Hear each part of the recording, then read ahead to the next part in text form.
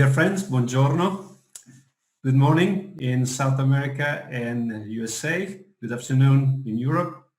Good night in China. Welcome to the second session, second webinar of week 6. Before we start, I'd like to share with you the program of week 7. I don't know if you can exactly see my sharing. One second. Okay. Week 7, we will have different topics. It's going to be on craniofacial growth, eruption disturbances, and autotransplantation.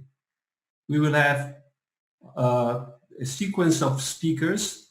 On Monday, Dr. Perrank will talk about normal and abnormal dentofacial growth, and is just the inheritance of Bjork studies.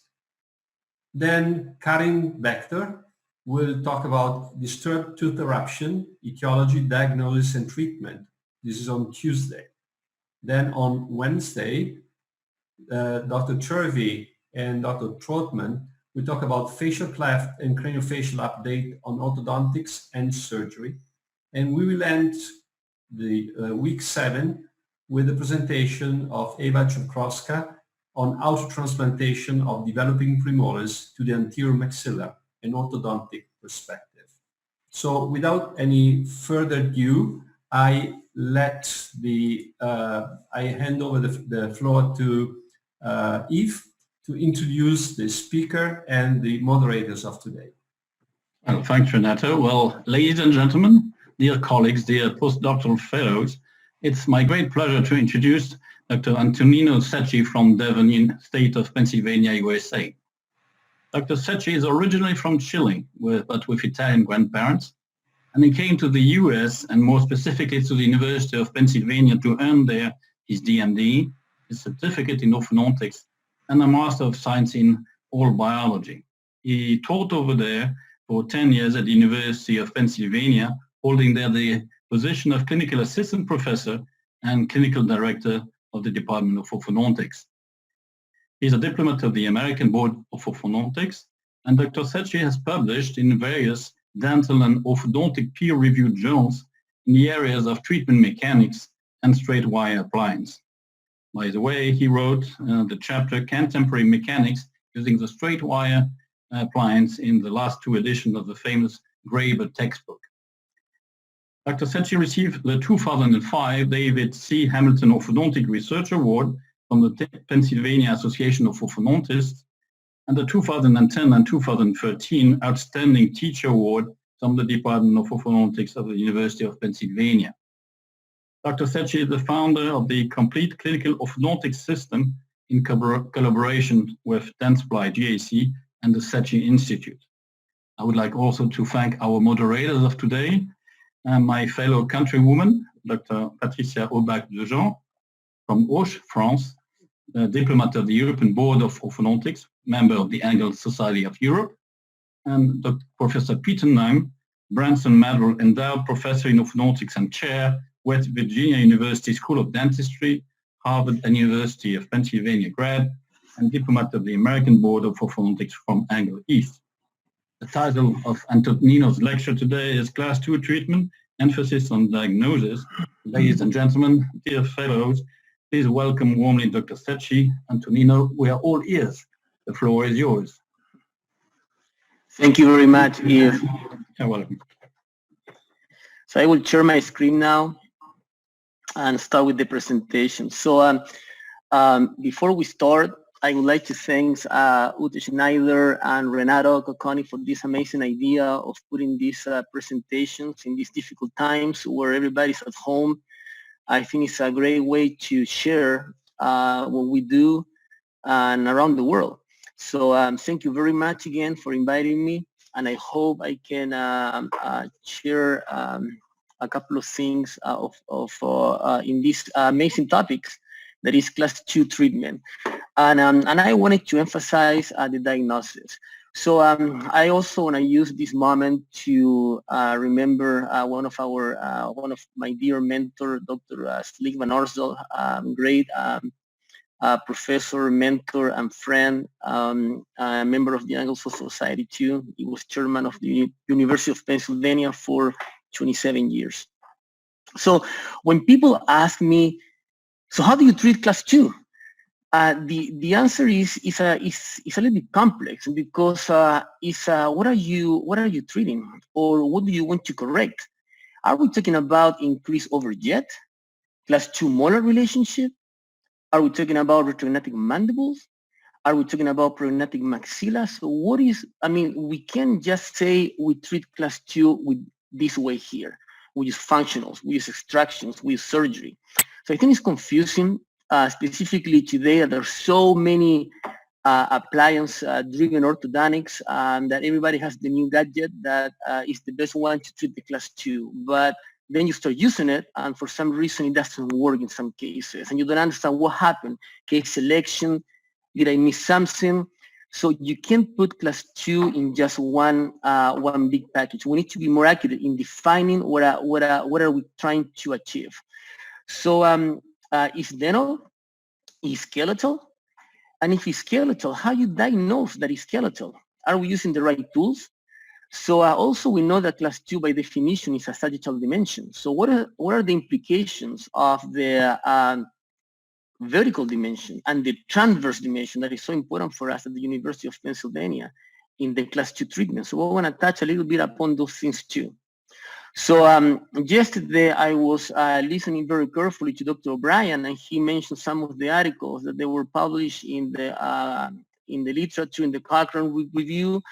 And very interestingly, one of the titles was Orthodontic Treatment for Prominent Upper Front Teeth, basically overjet. And they put in parentheses class 2 malocclusion. So this is what I would treat in. I would really treat in only overjet. Are all the overjets the same? Can we treat all the overjets the same way? So I was pretty amazed by the type of research that is being done. So here, please look at these two little diagrams where I have the same overjet in these trays that I I'm showing you just one part of it. So you can have the same overjet. Even you can have the same A and B or very similar, but you can have completely different patterns that will react to your treatment completely different. Basically, you have completely different mandibles. You can have more vertical, more horizontal growers, and we need to understand this to be able to predict and also utilize the right tools for the treatment that we want. So it's not just the overjet. By just focusing on the overjet, we can miss a lot of things. Even by using the A and B, we can be completely off. So we need to see a little bit more than that. So what happened with the intracranial planes that most cephalometric analysis uses, like the Frankfurt plane or the Selanesian plane, they're very variable. So there's a lot of variability, and you can have different angles on the SNA plane or Frankfurt horizontal, and that will give you a completely different reading of how the upper and the lower jaw relates. And we use those supposedly to analyze skeletal relationship, and it can be completely off. In fact, Arnett, the famous surgeon, in 2004 published in the American Journal of Orthodontics an interesting paper where he said, look at, I have here two identical tracings, and the only difference is how angle is the Selanesian plane, and it's giving me two completely reading. One is said that the maxilla is too protruded, and the other one is saying that the mandible is retrognatic. So you can see that also can happen the same thing with planes like the Frankfurt horizontal. So what about the vertical? As I pointed out before, the vertical is really important. Angular measurements, specifically angular measurements, such as the A and B that we use every day, can be affected tremendously by the vertical dimension. remember that the angles, they open. So the more long is the face, the same angle can show that the synthesis is way more retrognatic than if the face is shorter, and you will have the same A and B. So again, is the A and B a really great tool to analyze class 2 cases? I'm not sure. I use it, but it's not just the only number that I use. In fact, I really like when it comes to cephalometrics to dig into the Bureau bag analysis, because it's telling me the pattern of the patient, whether it's growing or it's not growing. It's telling me how that mandible is positioned in the face and how my treatment is going to respond to the mandible and the chin projection. In fact, I like, and we don't have time to go over the whole Bureau bag analysis, but it has relationships that are very important about the mandible. And it has also relationship between the ramus of the mandible and the anterior and posterior cranial bases. Also has angles that are very interesting, that they can tell you where the mandible is positioned in the face, if it's too far back or too far forward. And what we find a lot is a lot of compensations. But we need to know if there's very well compensated naturally or if it's not. And also the lower gonial angle that I use a lot to define whether the mandible is growing vertical or not. And all of those measurements and many more that the Bureau has, they're very helpful to understand what are you dealing with. I mean, imagine comparing this to just, let's say, the Steiner analysis, where the only thing that you have is just the A and B. I mean, the A and B really doesn't tell you anything. In fact, the patient that I'm showing you right now, the cephalometric that you're seeing, is based on Jarabag, a beautiful mandible, is a class 1 patient, and the A and B is 7. So if I have to do a research using A and B, I'm going to put those cases into the class 2, while those are really class 1 with very good mandibles. So having said that, let me start showing you some cases where we can see some of the ways that I use to correct class 2 in different type of patients again. So let me start with this kid, 12 years old, Cartrick, and you can see it's more like a brachycephalic face, a little bit recessive chin, but really good menton. You can see it's a class 2 div 1 if you look at the intraoral views, and it's flaring upper incisors, so that would be an increased overjet. That would be probably part of the subject of a study if you consider people with a overjet of 6-7 millimeters. But when it comes down to the cephalometrics, I will define this case a perfect class 1. I mean, the mandible is 70 millimeters, which is 1-to-1 with the anterior cranial base. I have a gray ramus, so this is a horizontal grower that every single millimeter of growth is going to go forward with a very good synthesis.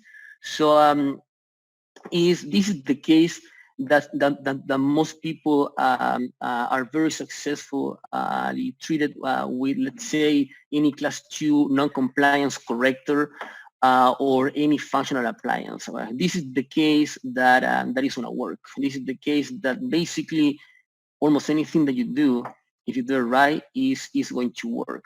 I treat these cases just with appliances. I level the curve of P in the lower jaw. So here what I'm doing is just starting with a 014 night-tie wire, central wire. I go to the 2020 Bioforce arch wire, and then when I get to the stainless steel in this particular case, I decided to put a couple of night-tie coil springs between the canine and the molar, and to level the lower occlusal plane. All these in conjunction with class 2 elastics from the upper canine to the lower second premolar. And you can see that in a couple of visits, the effect is leveling the curve of P, and now I have the occlusal plane of the upper and the lower arch very level, and the rest is just basically remove the coils, go into the working stage to finish this case. You can see here the occlusal. Yes, with the coils, I gain a little bit of a room. The molars were, I wouldn't say distalized more than a millimeter, but beside the rotation, a little bit of distalization plus the reverse curve. And the case was corrected, and it's a good grower. So everything is in my side here. And this is the finished case. And this is 2 years post-treatment. And would it look like a big class 2 with a big overjet, and that being actually a very nice class 1 after treatment, a good grower. We knew that because we used the right tool to assess that. And you can see the CEF before and after. And this is the cephalometric before and after, which is within the norm for a brachycephalic case. What about this case, John? Little bit different, 13 years old. It's a full class 2 with a little bit of an overbite. When you see the CEF, to me, this is a class 1 skeletal. I have a great mandible. The mandible is 79 millimeters compared to the anterior cranial base that is 80, is 1-to-1 ratio. I have a ramus that is not bad, it's 49. And I have other numbers. The only number that is a little bit off is the lower gonial angle 78, that is telling you is mesocephalic to a little bit dolicho, but that's the only thing. And I decided to treat this kid many years ago using headgear. And that's the VTO. This is the superimposition with the VTO, where I kind of hold the maxilla for 1.5 years to 2 years and allow the mandible to grow and to fix this class 2, at least from the skeleton standpoint, and then use braces to class 2 elastics. So at this point, I would like to mention in this particular case a paper that it was published many years ago by the group of Iowa. And basically what this paper is saying, and there are many more that they say the same thing, is basically watch class 2 div 1, because many of the class 2 div 1, they have transverse discrepancies. There are many ways that we use to diagnose transverse discrepancies, but this paper is saying, please pay attention to it, because by the time you realize there is a transverse discrepancy, it's kind of late. After you correct the sagittal, you will see how big the transverse discrepancy. So it's better to diagnose the transverse discrepancy in every single case before we start.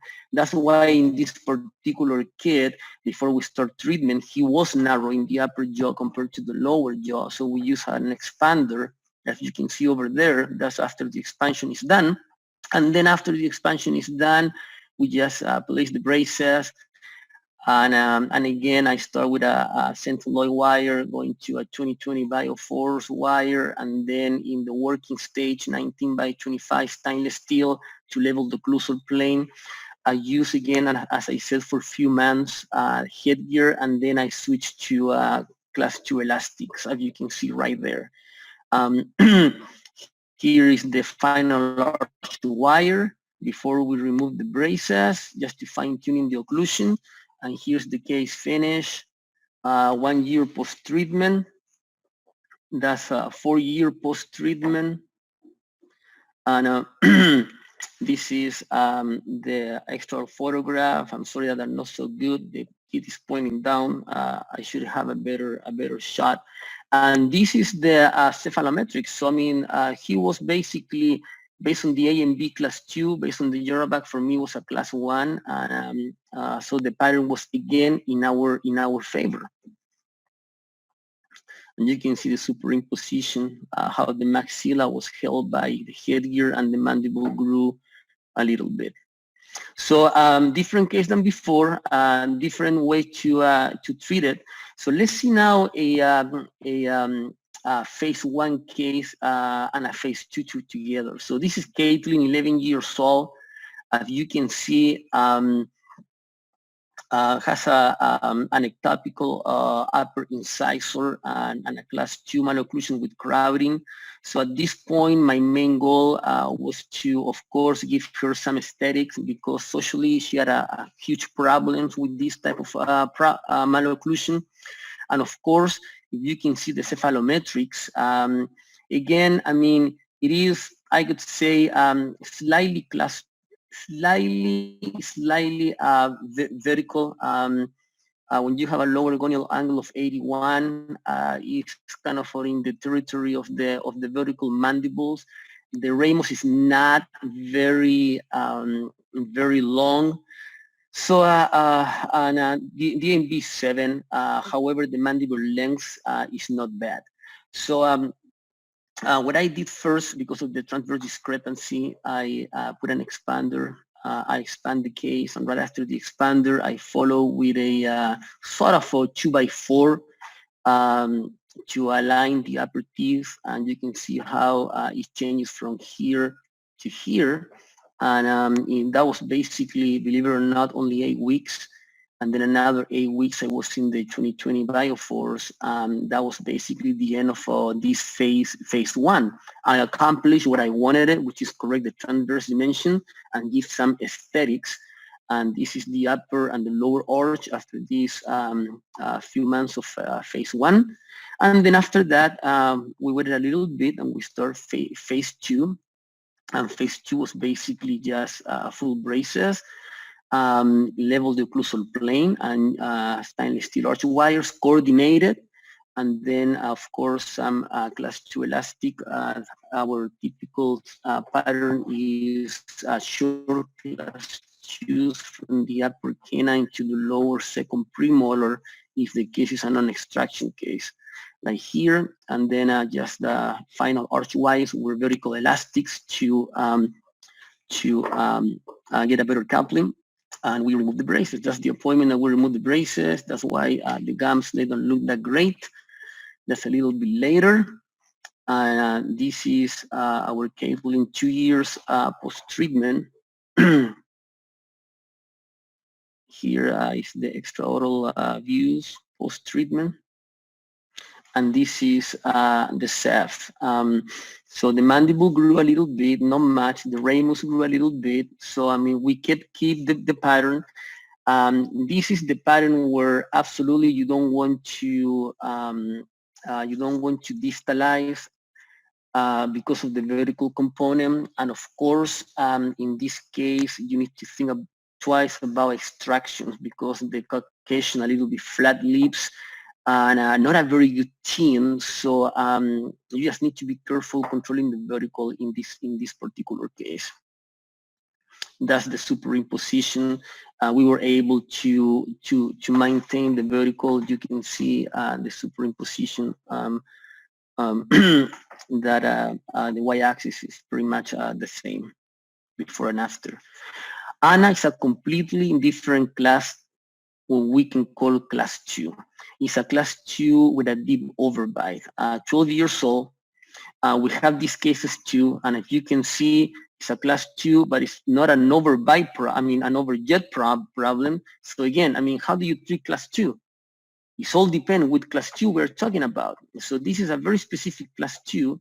When I have a 100% overbite and have a collapse of the upper and the lower arches, and in this particular case, if you can see how even the premolars are leaning in and there's some crowding, and you can see that when Jarabak is showing us that again, has a beautiful mandible, it's very long, as ramus is 49 millimeters, so it's a brachiocephalic where everything is gonna grow forward, which is very good. And the main problem in my eyes here is, of course, how the incisors are related to each other, and they are all retroclined, and that's why the overbite. So another thing that is very interesting for me is many of these cases, deep overbite, people start thinking about which teeth we should intrude.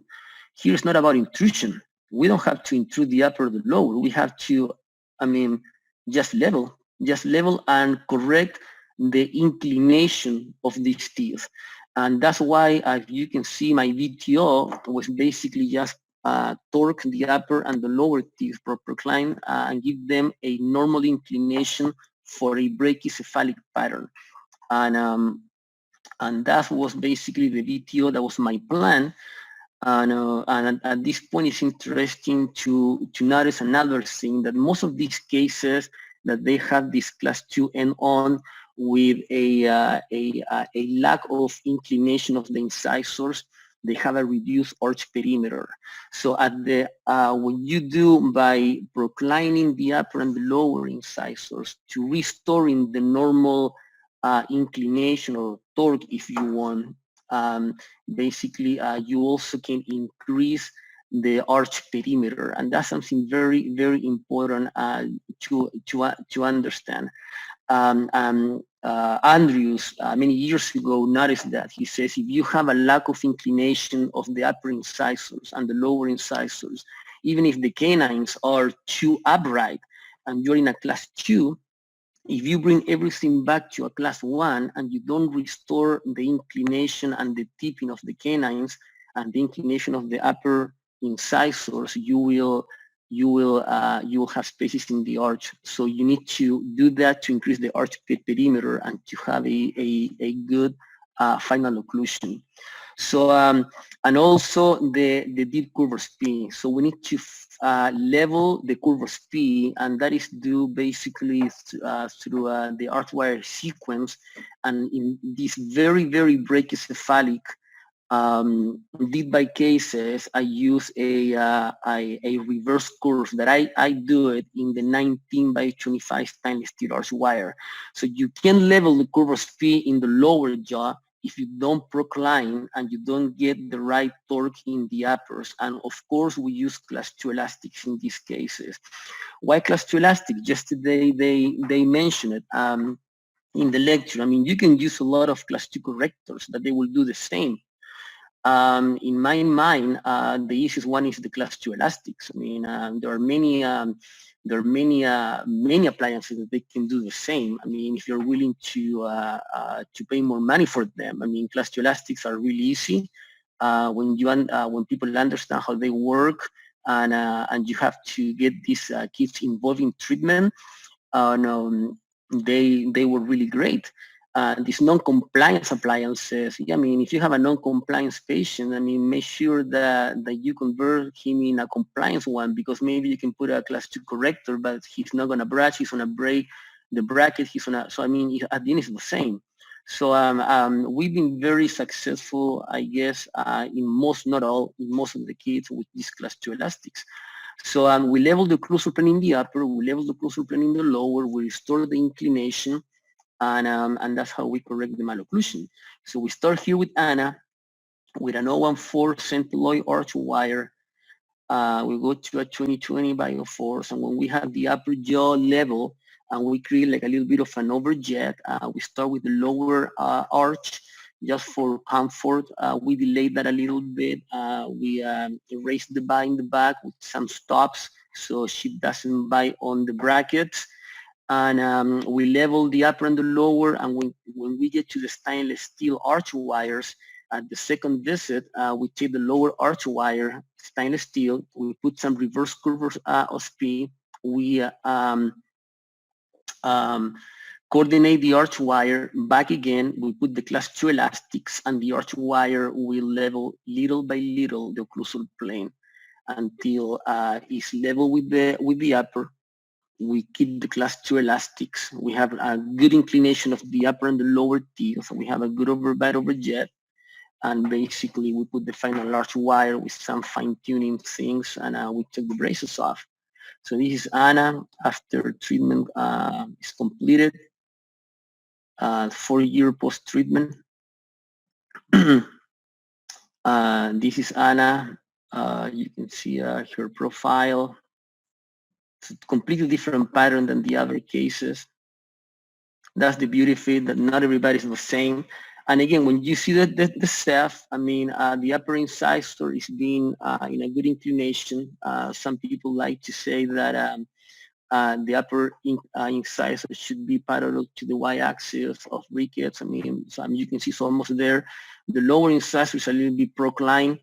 And but for a brachycephalic case, it's absolutely fine, and you can see that can be stable. Lower incisor to mandibular plane, if you use that measurement, that has to do with how high or low angle is the patient. So you can say that again, the incisor has to be 90 degrees for everyone. Absolutely not. It depends on the pattern. So that is the superimposition. If you want to see what happened in the treatment, how she grew down and forward like everybody does. Zoe. So I wanted to also show that some cases, class 2-ish or class 2, we treat them with extractions when it's appropriate. And so this is what I bring Zoe. She was a teenager, I think 12 years old. Sorry, I put the age. And she was toothy, big teeth, a little bit of an overbite, a little bit of an overjet, class 2 and on. At least this is what you see in the mouth. You can see the crowding, the arches are not really coordinated. So when you see the cephalometrics, it's a little bit of a class 2. Although the mandible is really good. It's another case that if you see the A and B, it's a class 2, the overjet might be a class 2, but the mandible, I mean, I feel very comfortable with it. It's a mandible that is in a relationship, the length of the mandible 1-to-1 with the anterior cranial base, which is great. The Ramos is 50, which is pretty good. So again, I mean, we are working with a class 2, but a very favorable pattern. And in this particular case, I just wanted to align everything without flaring too much teeth because of her chin was not very prominent. So, so I removed in this particular case the upper and lower 5, and I'm not going to drive you to wire by wire because we don't have enough time to do that. But definitely we will go from here to the final wire, where I just reposition a couple of teeth to get a better intercuspation with some vertical elastics, and that is the final wire when I place it. And this is the day that we took the braces off, where the occlusion a little bit better. We took the braces, and this is basically 1 year post-treatment. And this is the extraoral views after treatment. So you can see the before and after for Zoe, and these are the cephalometrics, and that's the superimposition. So what about, somebody asked yesterday, I think, what about removing upper bicuspids? I don't do that very much because maybe I don't have too many of the typical patients that I would do it.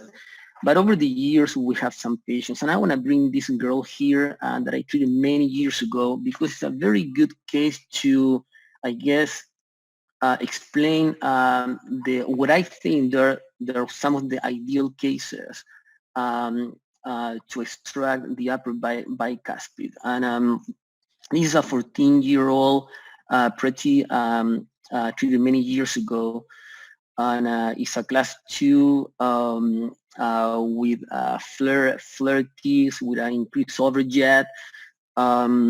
Midlines are deviated. You can see here, the arches are kind of flare out, they're protruded. Sorry about the pictures, they're old. And why I say this is a good case, because this you need to reduce that overjet, but she's brachycephalic. And by moving the teeth back a little bit, I won't create any problems in the chin, or I won't be basically losing some of the aesthetics. And because this patient, by having that type of pattern, brachycephalic, with such a long mandible, I know she's gonna grow, and she has a really good chin. So right now it's not fully grown, but if it grows a little bit more, it's gonna look really good. So what are the cases that I wouldn't camouflage then with the extraction of the upper bicuspid? And I've done it, but I wouldn't do it again. Those are the typical small lower jaws. I'll show you some of them. Recessive chins, where you remove two upper bicuspid and you bring the upper teeth all the way back, and then you set the patient for eventually future problems, beside the fact that the aesthetic gets even worse. So upper bicuspid, brachiocephalic, good mandibles, a little bit of an overjet, not a lot of crowding in the lower jaw, because in this particular case, I'm gonna have to upright the lower incisors, and there's no crowding, so you can always do it by reshaping the lower arch. When these cases have a good mandible in the transverse. Here, Pretty is basically wide in the arches, so I have a lot of room to upright premolars, and that creates room to upright the incisors too. And not in every case you can do that. If you change one thing, you change everything. I mean, if the same case you have flare teeth and you have a lot of crowding, that becomes basically a completely different case. And even though we tried not to remove this in the lower jaw in severe brachiocephalic cases, because you all know that it's very difficult to manage that. But so again, it's a very old case. This is just one slide with the mechanics. We're closing the spaces here, trying to correct the midlines. I finished the case. As you can see there, these are very old digital pictures. Back in the days, you can see the change of the arches. I mean, very interesting. The lower, the upper premolars, the upright, the incisors upright too, without extractions. And this is the face of Pretty after treatment. I like the lips, and the lips they're very good chin, very good naviolabial angle. Nasolabial angle, as well as the mental sulcus here, very well defined. So it's a very beautiful face. You can see the Ceph before and after, and this is basically the Ceph before and after. I mean, a lot of uprighting of the incisors in the lower without extractions. You can do that only when you have a good lower jaw, and the premolars can upright. You can reshape the lower arch. Now stable, yeah. I mean, if you don't flare the teeth out, specifically the canines, the lower jaw can be stable. In this case, we didn't flare the teeth out. We upright the incisors, we upright the premolars, and things change a lot. So you can see here is the superimposition. You can see the changes. The mandible grew exactly as we predicted. Forward, chin projection is pretty good. 2-year post-treatment, that's how it looks. And that's how the upper and the lower arch, they look after 2 years. So now, what about Madeline? Class 2, completely different patient here. So we have a 9-year-old, and I know it's tough when you have these 9-year-olds, and that you know, if you do the right analysis, that is going to be a surgical case. And people start saying, well, she's 9-year-old, what can I do?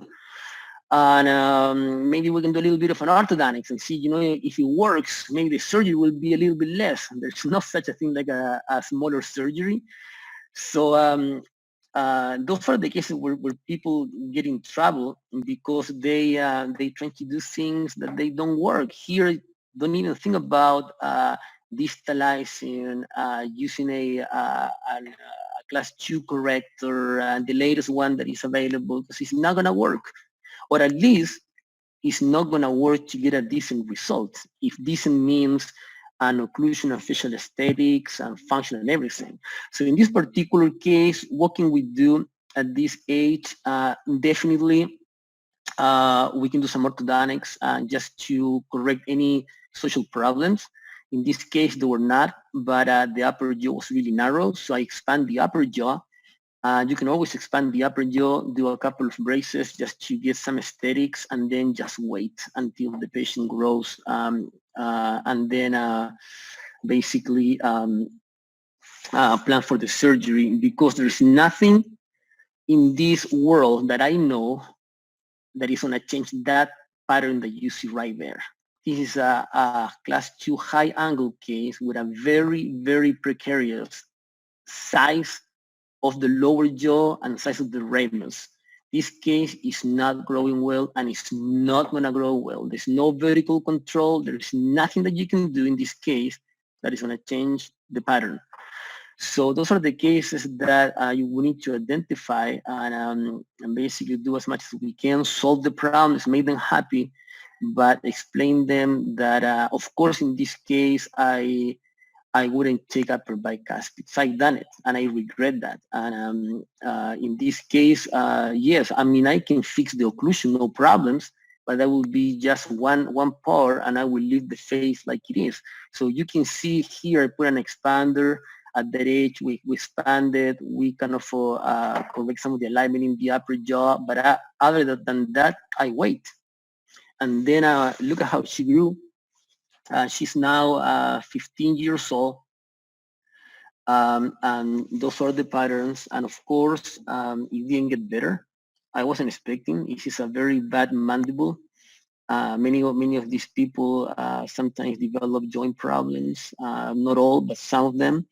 So, I mean, there's so many red flags here that, as they said yesterday, of course you need to do something, because it's an age where they don't want, you just can't tell them just wait till 15 years old and get the teeth crowded or whatever, or the overjet. You can correct certain things, but understanding that the outcome will be most likely surgical correction. So I can fix that occlusion without problems, but that was not the point of it. So, I mean, I put the braces, I decompensate the case as much as I could using class 3 elastics and stripping the lower jaw.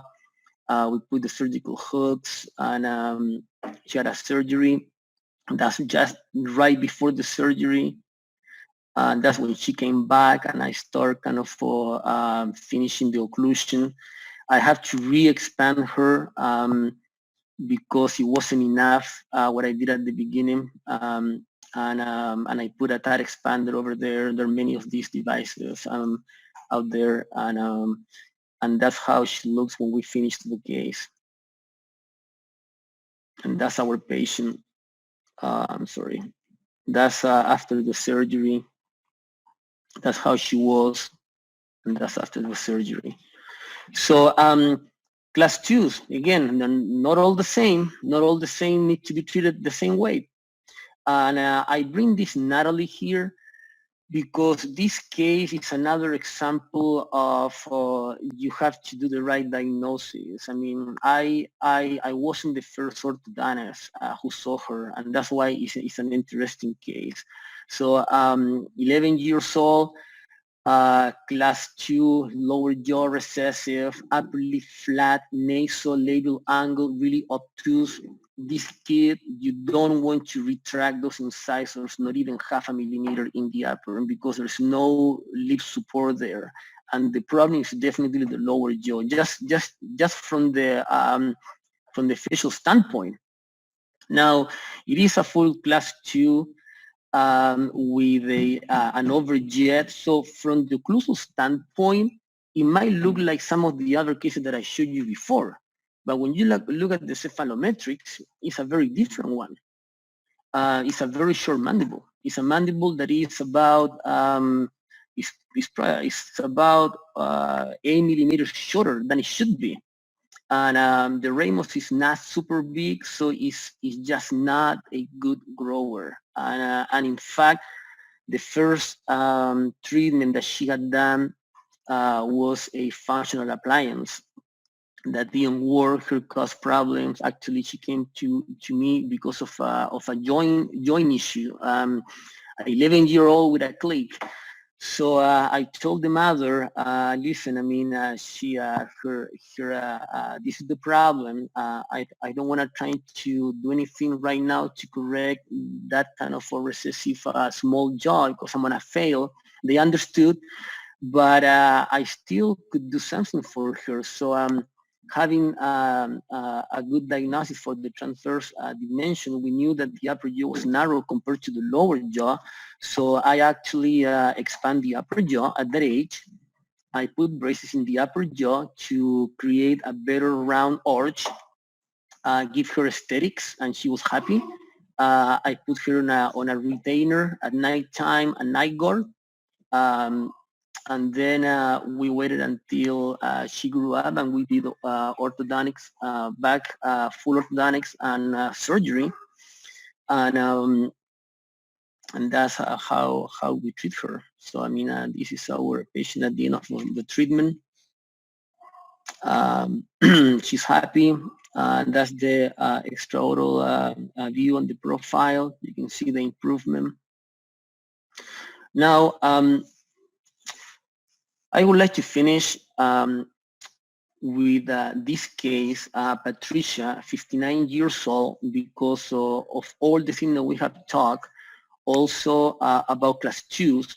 Right now, there's a hot topic that is airways. And as long as your treatment doesn't damage or create conflicts with the upper airways, I think that the camouflage is good. But in this particular case, Patricia came to my office almost 60 years old because she had already diagnosed mild to moderate sleep apnea. So she kind of knew what she was going on. So I explained her that we could fix her bite, but and she was told before that probably she needed a kind of a surgical intervention. So this is what we did. So right now it's really important to pay attention to those things because if you go back to the 9-year-old kid that I just showed you, or the 11-year-old with recessive jaws and vertical jaws, those are patterns that eventually in the future, the red flags for some sleep disorders. I'm not saying they will get them, but they're red flags. So I used to camouflage those with extractions of the upper teeth, bring back, and those are not the right cases to do that. But Patricia is an example of this correction. So I put her on braces. Now you can see here I did an STO. You can see the pre-treatment. The blacks tracing is a short mandible. Yes, the A and B is 9, is pretty severe. But again, I mean, doesn't tell me much. I mean, what it's telling me is that the lower jaw is very short. It's almost 10 millimeters shorter than what it should be. Interestingly, so I did an STO, and based on where the teeth were, I predicted I could move them. We planned for about 5.5, 6 millimeter of advancement of the lower jaw for Patricia, and this is what we did. So I had to level and align again, then level the occlusal planes. I used class 3 elastics to create a 5.5 to 6 millimeters of overjet, so decompensate what she had. So then we have the VSSO and the mandible advance. So this is just after the surgery, and the rest was just do the final touches here, there. We typically spend between 4 and 6 months after the surgery before we can take the braces off for good. So this is just finishing. So we took the braces off. And this is 1 year post-treatment. For Patricia. This is the final result. You can see compared to the before. This is the after. And very happy patient, and improve, of course, the upper airway function. So class 2 in summary, I mean, it is a complicated topics again, because I don't think when you say class 2, you're defining really the problem. And I think that that's why there's so many different treatment modalities, and everyone comes with the new gadgets here and there. But if you're gonna just tell me that your treatment definition is an overjet or an A and B, I think that you're calling for trouble. So my summary that I would like to share with you is class 2 malocclusion is too unspecific if you say just class 2 malocclusion. So we need a better definition or diagnosis of the problem to really understand what we have, so we can solve them with more consistency. In my opinion, overjet and A and B, they're not great indicators of the class 2 complexity. I use them, but I mean, I don't base my whole diagnosis on them. Important is to evaluate the mandible, of course, the size, position, and growth direction of the mandible. Transverse discrepancies are commonly found in class 2 malocclusion, specifically class 2 deep 1. So we need to pay attention to make a proper diagnosis of these transverse problems. And camouflage is okay for class 2 as long as facial aesthetics and airways are not compromised. So having said that, I mean, in this very short 45 minutes that I have, this is what I brought to you guys, and I hope it can help. And I'm pretty sure there's some questions, and I think that we have time to answer them. So before we go to the questions, I want to thank you again for your attention. And now we can go, Peter. If there's any question, I'd be more than glad to answer if I can.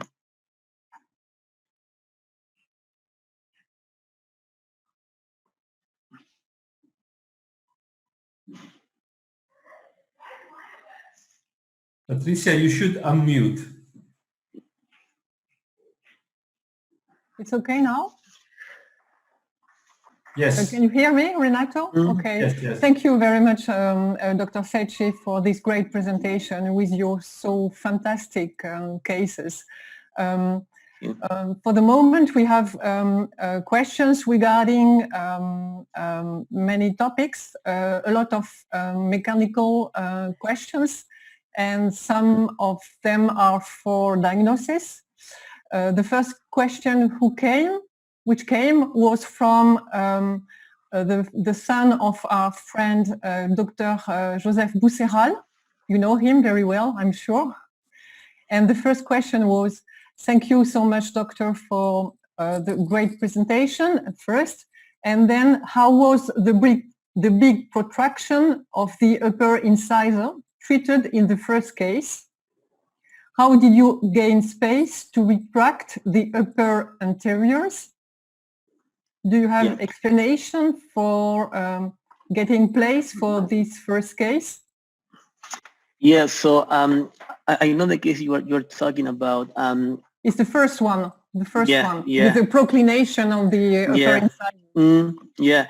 So again, I mean, this particular case, if you remember, was a brachycephalic case with really good arches. It's just that basically the malocclusion that he has tapered the arch in the front and flared them. And it's just it's a little bit of geometry. I mean, if you have an arch, if you have an arch like this or like that, if you sort of expand the arch, of course, the front part will kind of come back a little bit. Now, we don't expand the arches just dentally because that's not really stable. But his transverse discrepancy was normal. I mean, so the upper arch was pretty wide with the lower arch, brachycephalic, square face. It's just that the malocclusion tapered those teeth. So in that particular case, it was just about arch coordination and proper torque of the incisors. And that's how we actually brought those teeth back. Very similar to answer the same question, but in the lower arch, I mean, how can we, in that patient that pretty, how we abrade the lower incisor so much in a case where you do extractions? And it's the same phenomenon. I mean, is that the arch is pretty wide, but the teeth are compensated forward. So as soon as you abrade them, the teeth can in the front can abrade. Now the trick is that you can do that in every single case. This is why you just need to analyze every case, and if you have the right arches, then you can have that sort of a response. But if you have a small upper jaw, crowded with protrusion, I mean, it's not going to happen. Okay, thank you. It's up to you, Peter. Do you want to ask the second question? Sure. Peter? Dr. Shashi, thank you for the excellent presentation. And I'm pretty sure the graduate student really appreciate, the different variety of class 2 cases that are diagnosed differently. They're treated with one cookbook methodology. Now, you mentioned about the transverse dimension, which need to be addressed before you actually address the sagittal correction of class 2. Now, if a patient does not have a posterior crossbite, how do you assess or diagnose the transverse dimension and decided to do expansion prior to treating the class 2 problems? Yes. So that's a very good question. I mean, we don't really see much whether there's a crossbite or not, because a crossbite is totally dental compensation. Let me put it in this way. You can have talking about class 2, you can have a huge sagittal skeletal discrepancy with no overjet because the teeth are compensated. Or you can have a class 1 skeletal discrepancy where the upper incisor is really far out because of a habit. So in the same way in the transverse, you can have a very narrow upper jaw compared to the lower jaw, and you don't see any crossbite because the teeth are compensated in the back. So there are many different ways that we can use to analyze that. I show a couple of PA-CEF posterior anteriors. That's the legacy of Dr. Van Arsdal that taught us how to measure the transverse discrepancy at the jaw level using a PA-CEF, and there are 4 landmarks, 2 in the upper jaw, 2 in the lower that we use, and there is a analysis that actually was developed long time ago by Ricketts that can be used. Now, in the recent years, we've been more sophisticated, and we've been using something very similar, but even better, using CBCTs, cone-beams. That, I mean, it would be another big explanation, but the main point is you have cases where there is transverse discrepancies and you don't see them because of the teeth are camouflage, and you need to have a tool to understand if there is a skeletal discrepancy between the upper and the lower during the transverse. Okay. Now, if clinicians or PA-CEF, could they just take a set of study models, study cast, and just advance the mandible to a class 1 skeletal position and just see if there is any shortage of canine width? Absolutely. We actually do that in kids sometimes, so the parents can see with big overjet. You can tell the little kid, can you just move the lower jaw forward until the overjet is kind of soft, and you see that suddenly the teeth are in crossbite in the back. So that's another way that you can do with the models too. Absolutely. Yep. Yes. Thank you. Patricia? Yes, I have a question from Europe regarding width. Do you think that the evaluation with width is a good diagnostic tool? Yes, you know what? I use it. Actually, in the CEF that I was showing there, I have a lot of numbers, and one of them is the width. I use it too. It's way better, in my opinion, than the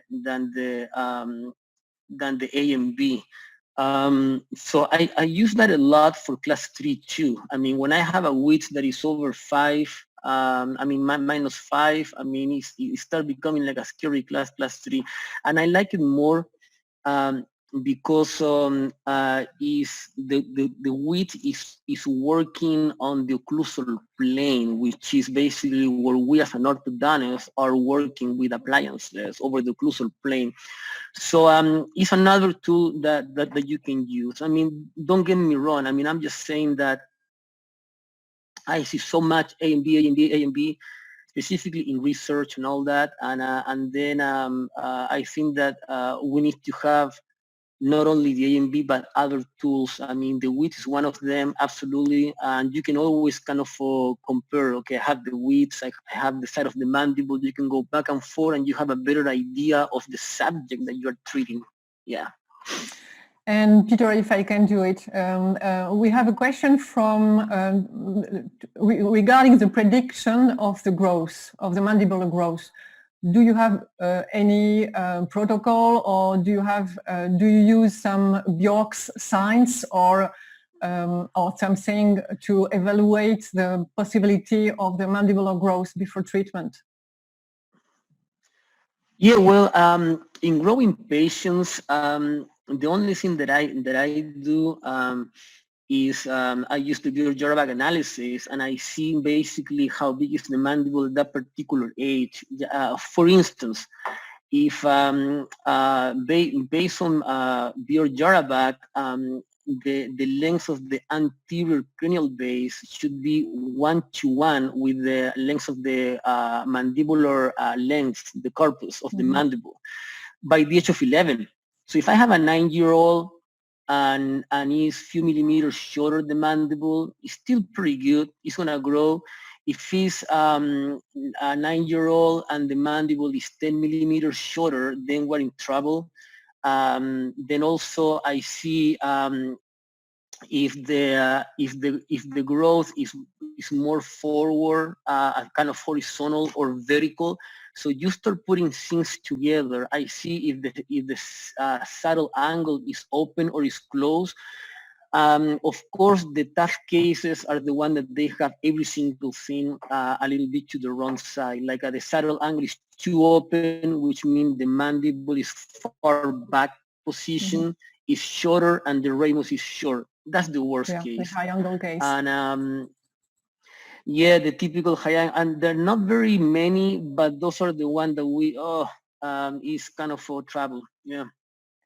Yes. Especially if the class 2 is very large to correct. So with those high angle cases. So yes. Peter? The first case, as you presented with a large overjet, you trap a coil spring between the canine and the upper first molar. I think that's a very clever way to derotate the upper molars, which you actually can gain maybe about a couple millimeters of arch perimeter. Now, the question asked is, you run some short class 2 elastics between the upper canine and the lower premolars instead of running it to the molars. Now, has anything to do with correcting the excess curve of space?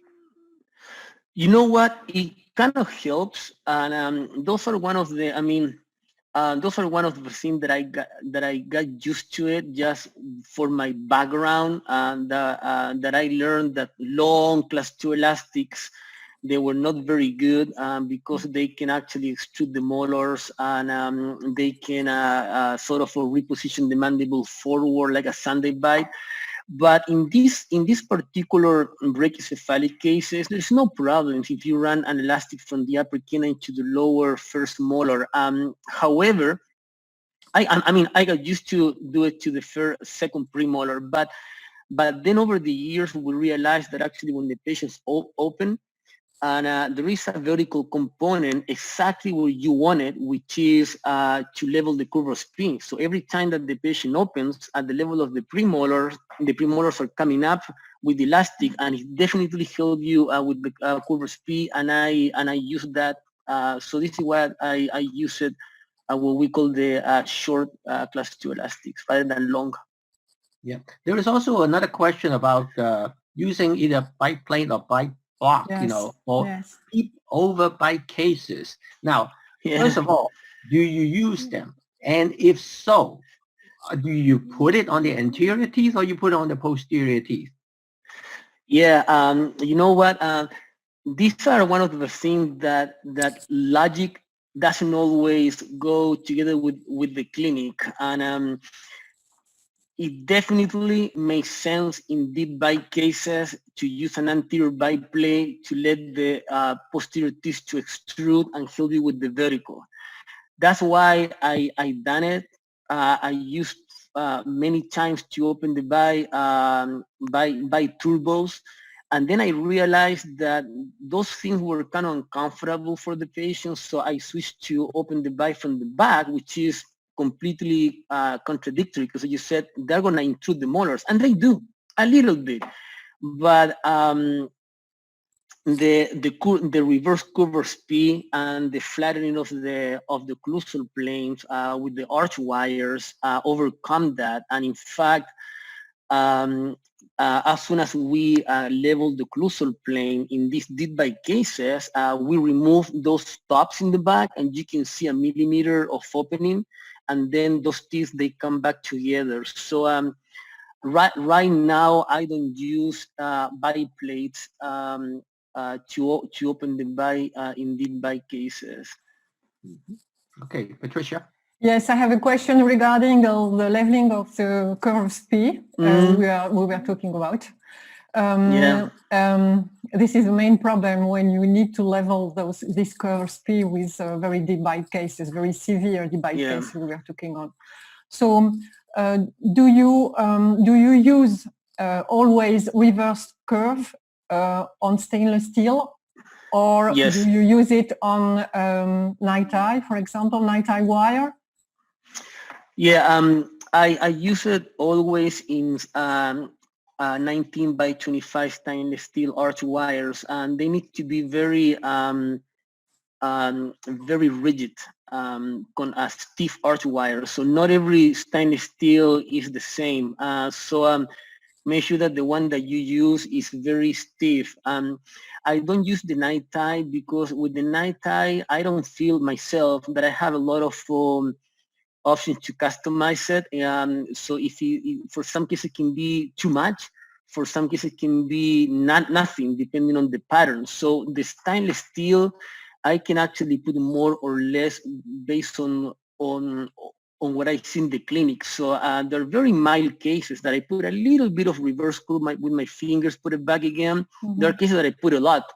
There are cases that actually they're very tricky. The midline in the lower is to one side, and you realize that is because the curve P in one side is deeper than on the other side. So I put reverse curve only in one side to level the midline and to level the occlusal plane. So I think I have more versatility when I do it myself in the stainless steel 19 by 25.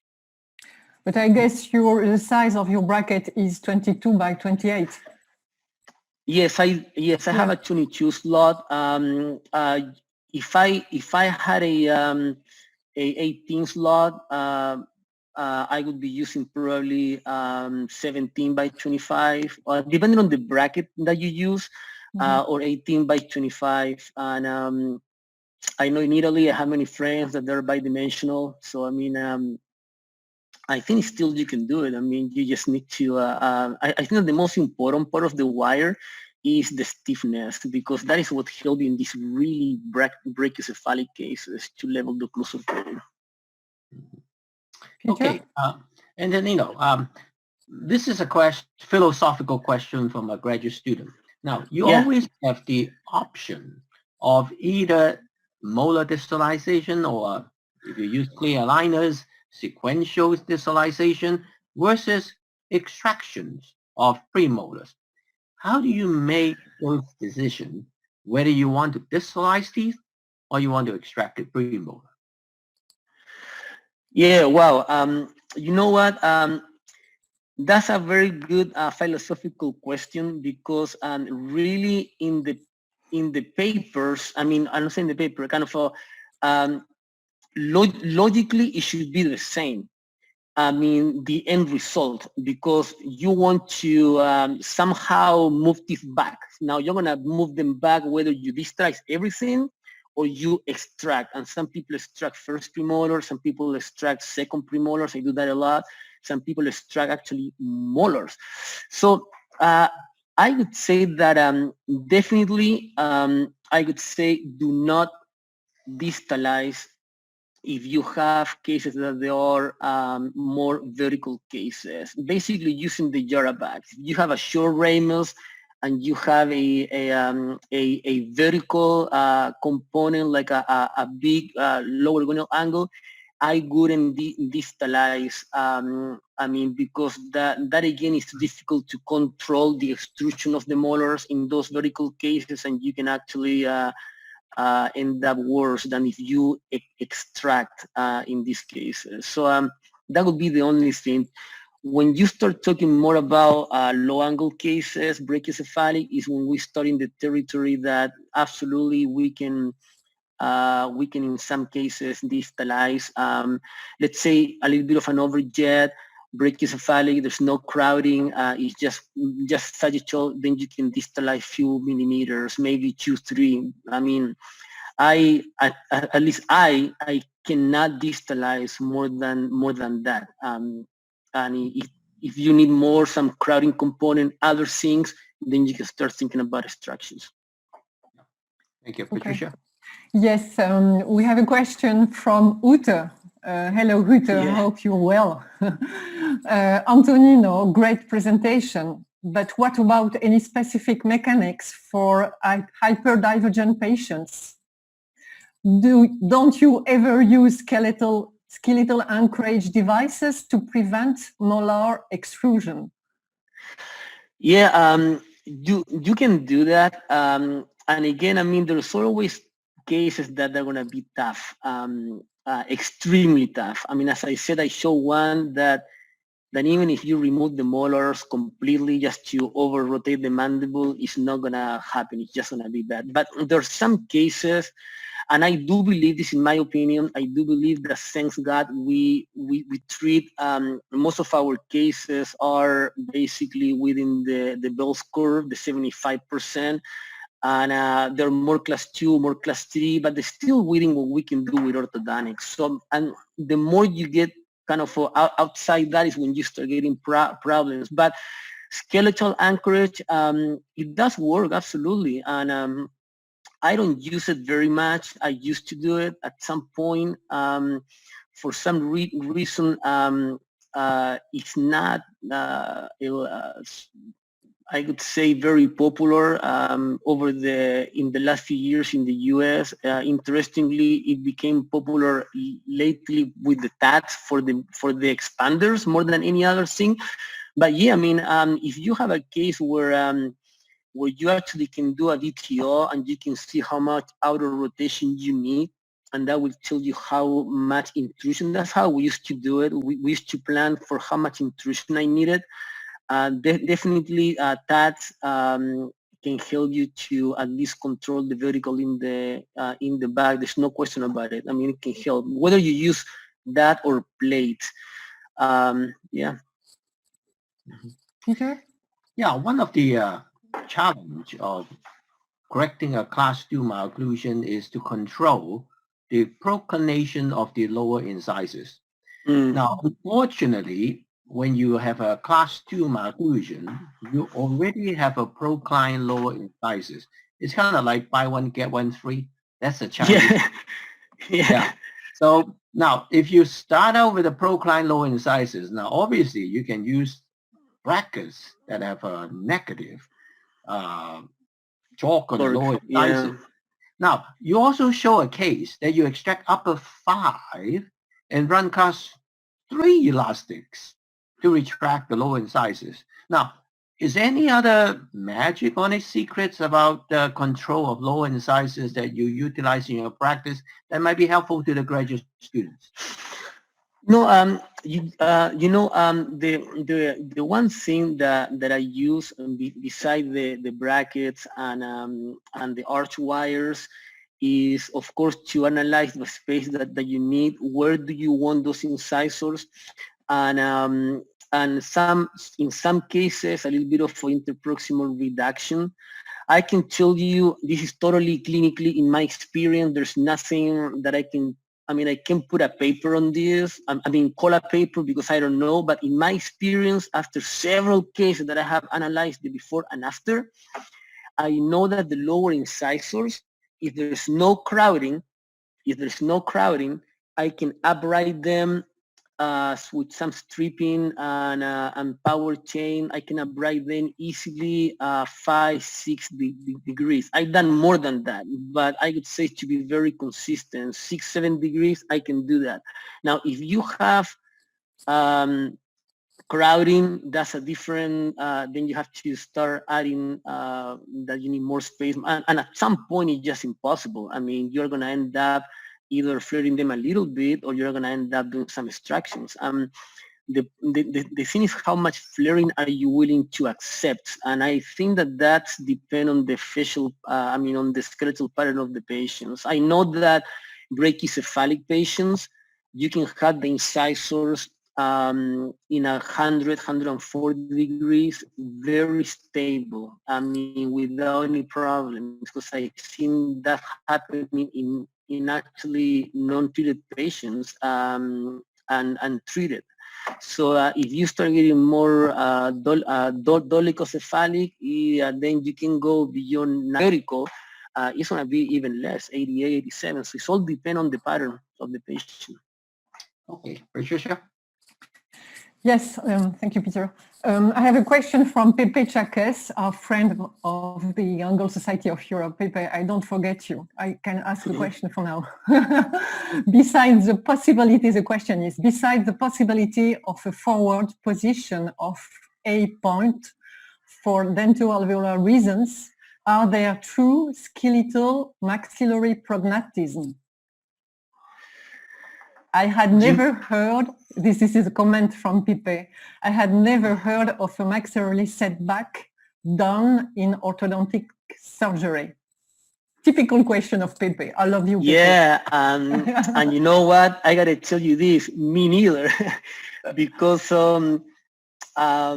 I'm pretty sure, and I don't work in a hospital, so if somebody is working in a hospital setting with UC syndromes, maybe yes, but in the routine cases over the last, I don't know how many years I've been practicing, I haven't seen really any cases that I can come to my mind where I needed to exactly do that, set back the maxilla.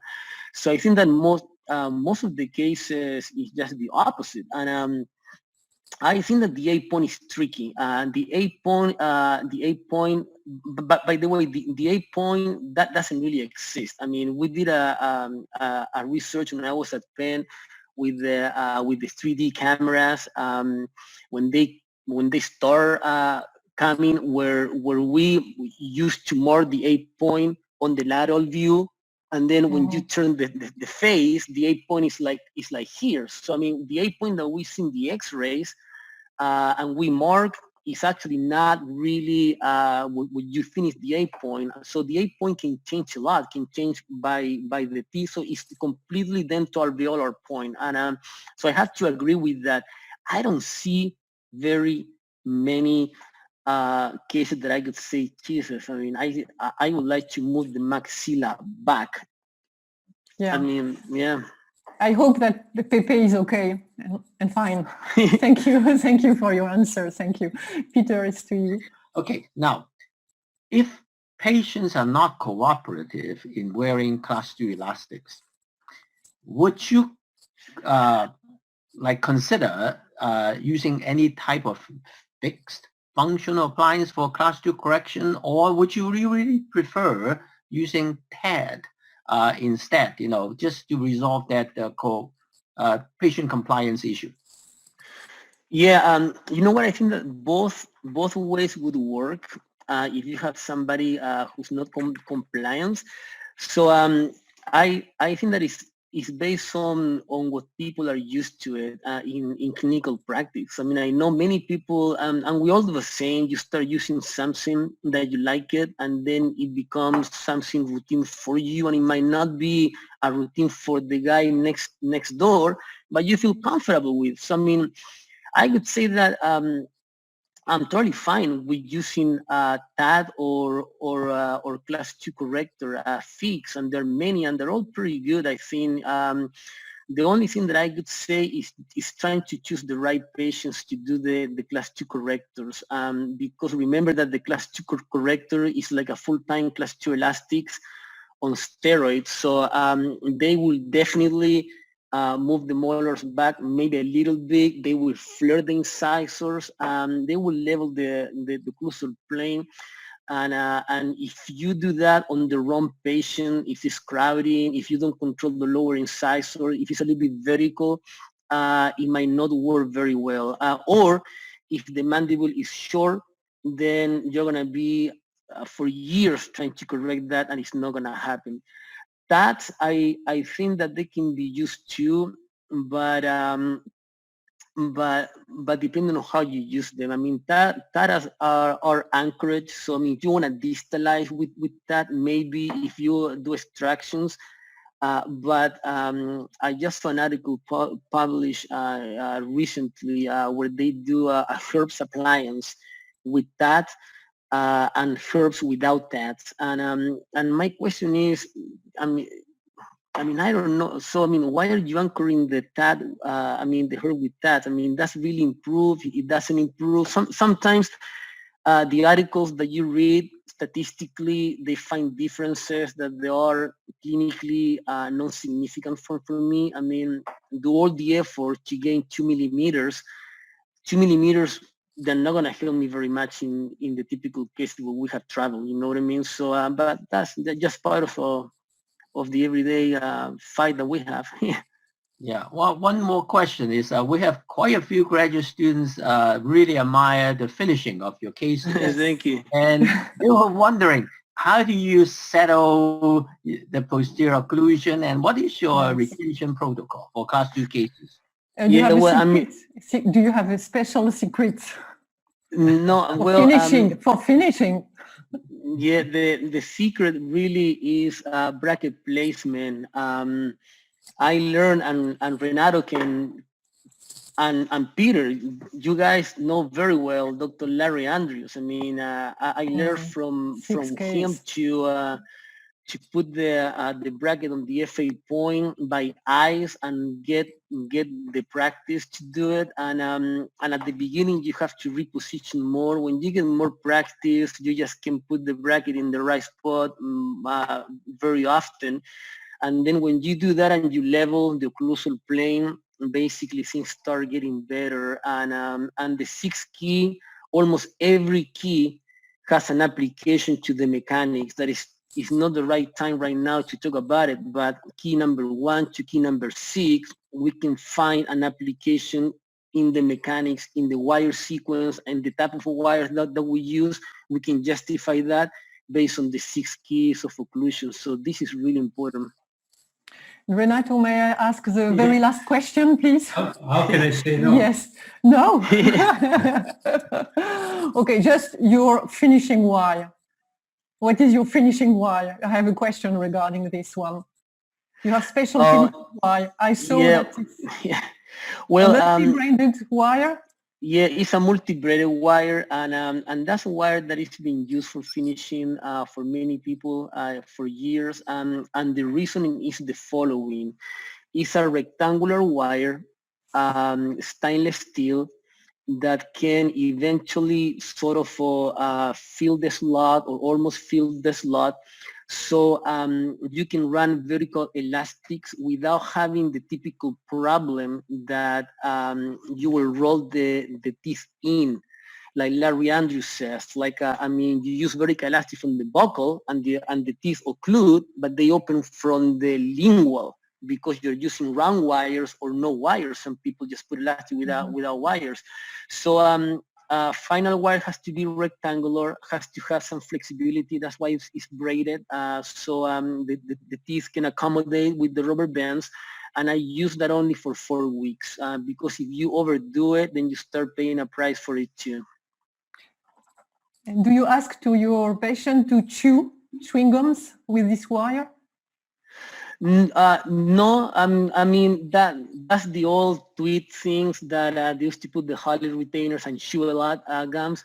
I don't tell them, but I don't think it will hurt if they do that. I mean, there's no question about that. I mean, you chew and the teeth, accommodate. Yeah.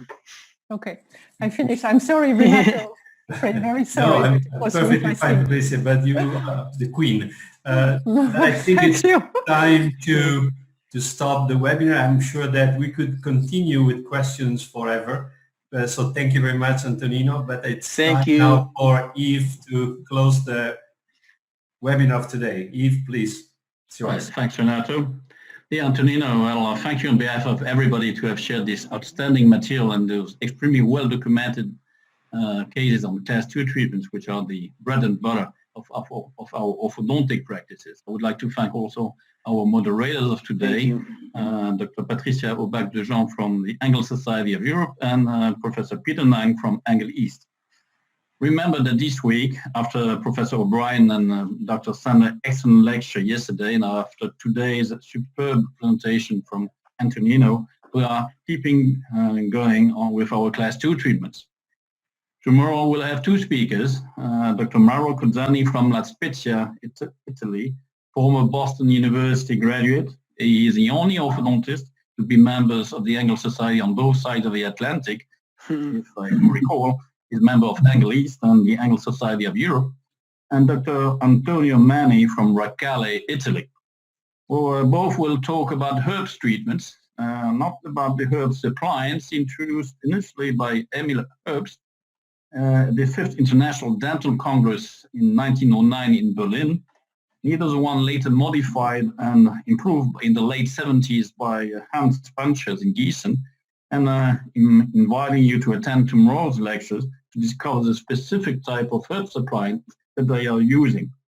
We'll finish up the week on Thursday with a second generation of orthodontists as I am, Dr. Mohammed Massoud, originally from Saudi Arabia, assistant professor of orthodontics at the Harvard School of Dental Medicine in Boston, program director of the Advanced Graduate Education Program in Orthodontics, and diplomat of the American Board of Orthodontics. He will lecture on the management of skeletal